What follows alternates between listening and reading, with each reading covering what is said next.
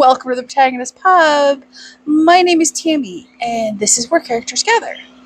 And today we're going to talk about the book club choices and the winner for the month of November 2025.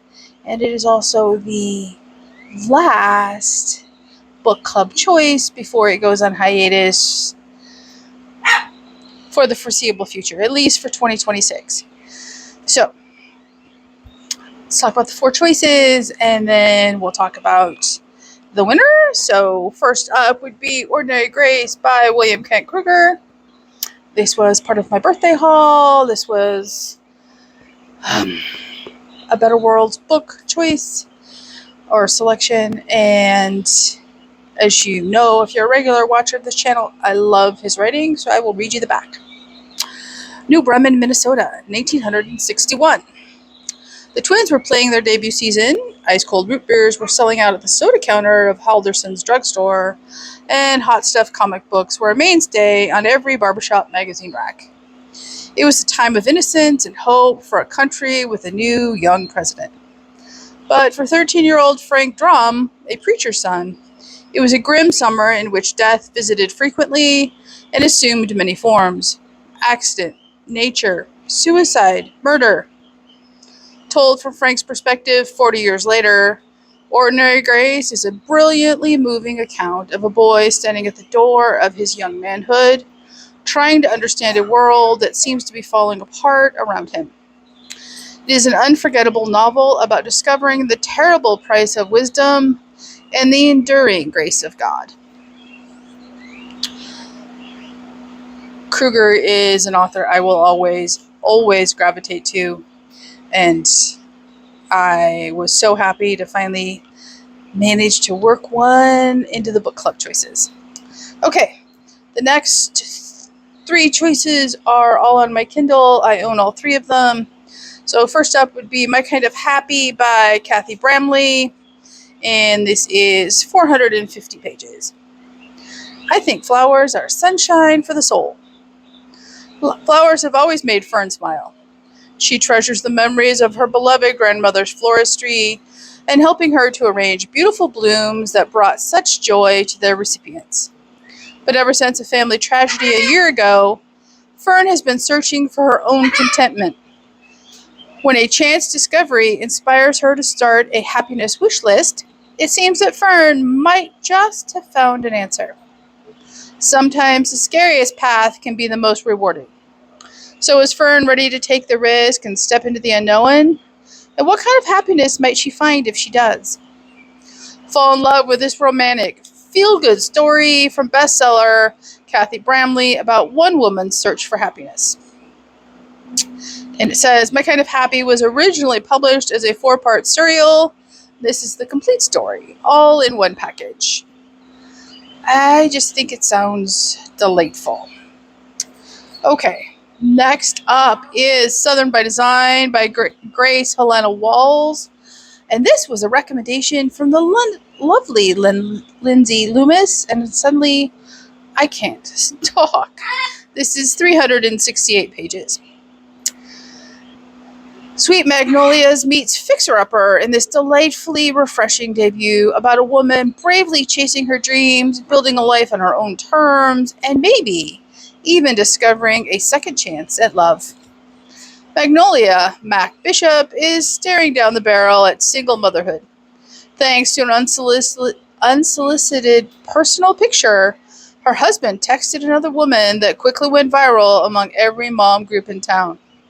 But she's determined to not let it distract her from the professional victory she's inches away securing Charleston's prestigious Historic Preservation Design Fellowship, the apple of every local designer's eye.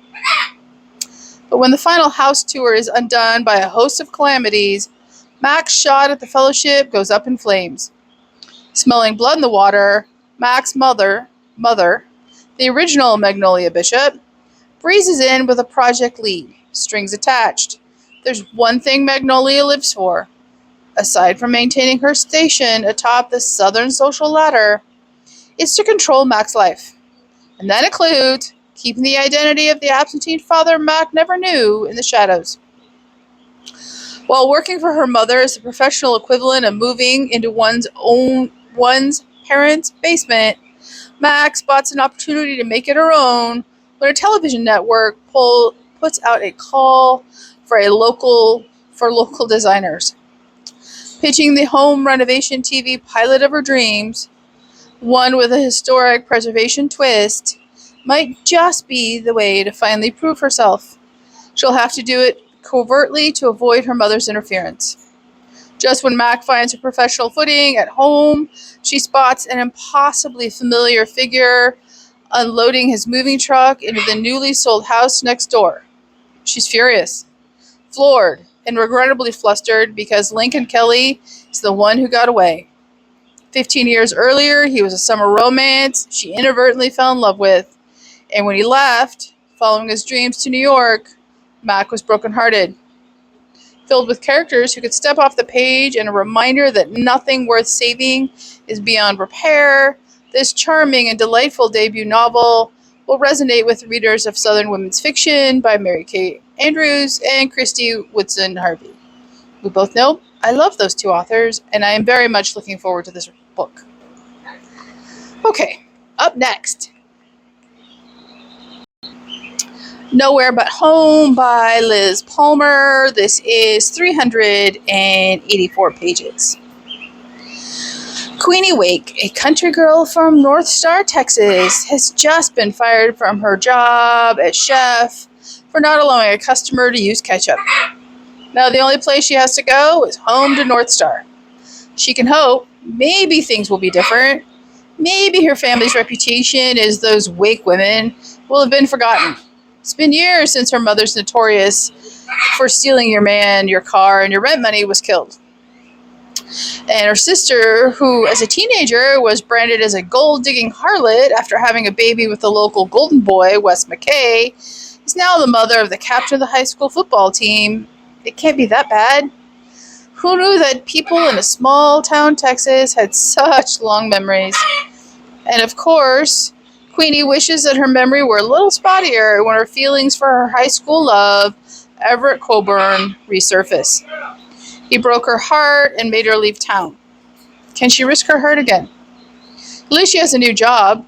Sure, it's cooking last meals for death row inmates, but at least they don't complain. But when secrets from the past emerge, will Queenie be able to stick by her family, or will she leave home again? A fun-filled, touching story of food, football, and fooling around. And I just think it sounds adorable. Okay, and those are the choices for November 2025.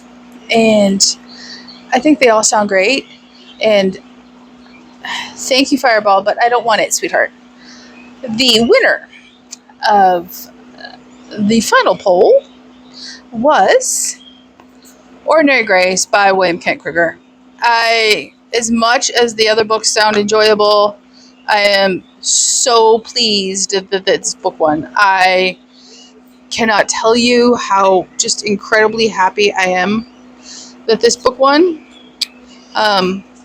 And I gave the page count for everything else. So on my copy, this one is 307 pages. And so it's the shortest book as well. It's going to be beautiful. It's going to just, if you are a Midwesterner at heart, no, I cannot recommend him enough. So I hope you join us in the final book for book club.